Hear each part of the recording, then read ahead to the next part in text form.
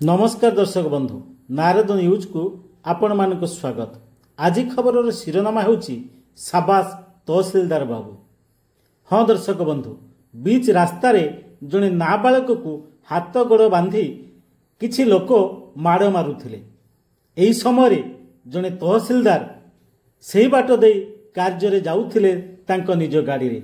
घटनाटी देखि से अटकी गले एवं काहेकि माड़ मारुछंती बोली पचारे एवं ये घटना तांको असह्य हेबारु से नाबालक को उद्धार करिया पई आगबर हेले।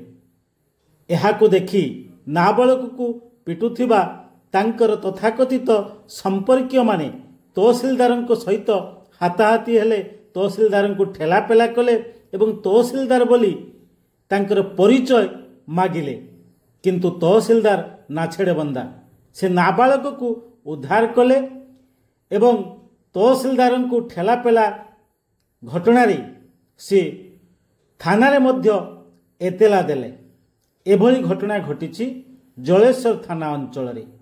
सूचना अनुसार रायबणिया थाना चमारगाँ अंचलर जड़े नाबालक आमलीअठा ग्रामर संपर्कीय घर को आसीथिला बेले संध्या समय नाबालक जनक कौनसी कारणरू घर पलि जाउथिबा समय परिवार सदस्य और संपर्कीय माने पछरे पिछा करिथिले एवं जलेश्वर जीके बटर हॉस्पिटल पाखरे पहुंची नाबालकर हाथ गोड़ बांधी जोर जबरदस्त घर को नेबाकू चेष्टा करुथुला बेले घटनास्थल रे उत्तेजना जारी रहिथिला।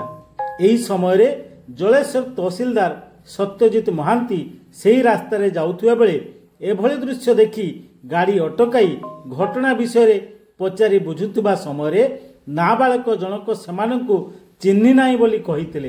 तेणु तहसीलदार पिला को उद्धार करी थाना को आनिया को चेष्टा करुथुला बेले नाबालकर संपर्कीय माने उत्क्षिप्त होई तहसीलदार को ठेलापेला करिथिले एवं से जणे तहसीलदार नुहे बोली से माने दाबी करी तांकर आइडेंटिटी कार्ड मध्य मागिथिले।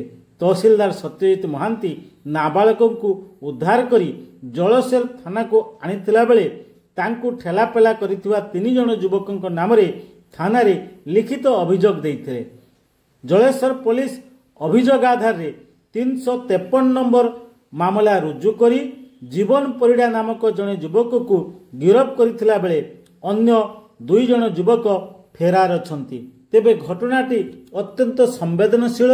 ये घटना रे तहसीलदार सत्यजित महांती निज तरफ उपस्थित होई नाबालक को उद्धार करिवा घटना निश्चित भाव में एक प्रशंसनीय कार्य। कारण आजिका दिन रे एभली घटना रे जणे सरकारी अधिकारी निज तरफ समुट जाई घटना संपर्क रे तदंत करिवा निश्चित भाव में विरल। तेणु ये घटना निश्चित भाव में साधारण रे चर्चा हेउची। जलेश्वर तहसीलदार सत्यजित महांती को समस्ते प्रशंसा करुचंती। जदियो सेमाने नाबालकर संपर्कीय कि नुहे ए कथा पुलिस रो तदंत परे जणा पड़िबो, तथापि सेमाने बीच रास्ता रे एभली भाबरे अमानुषिक भाबरे बांधिकी मारुथिबारु निश्चित भाबरे साधारण रे चर्चा हेउची एवं तहसीलदार निश्चित भाबरे जो काम करिचंती ताहा अत्यंत प्रशंसनीय काम बोली साधारण रे चर्चा हेउची। Bureau report, Narad news. हाँ, आमे मोर आरआई आम ऑफिस गाड़ी रे जाउथिलु। से समय देखिलु बहुत हॉस्पिटल सामने लोकों गैदरिंग होती।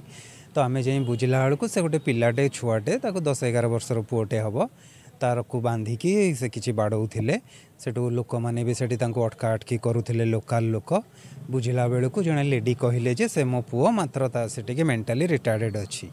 तो तापर मु डॉक्यूमेंट्स मागिली जे छुआर किसी डॉक्यूमेंट अच्छी कि नहीं देखातु। से समय 2-3 जन नंडा ही लोक से माने मते मिसबिहेव कले, ठेलाठेली कले। जेते बुझेले भी से माने बुझिले नहीं। तेणु बाध्य होइकि मु से छुआ को धरिकी पुलिस स्टेशन पळै आसिली। पुलिस स्टेशन रे आमे से छुआ को एबे रखीचु।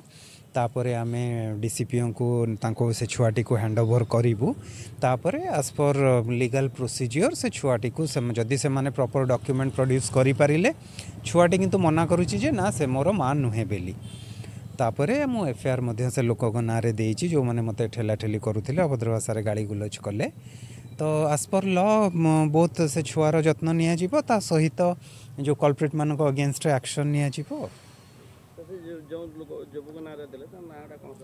जीवन से लोकटीर ना आंबेली 18 लोक सी आ तार दुईटी भाई से नहीं समस्ते गिरफ होना आम केवल जन को पाइलु आ 2 जन को पाइलु नहीं।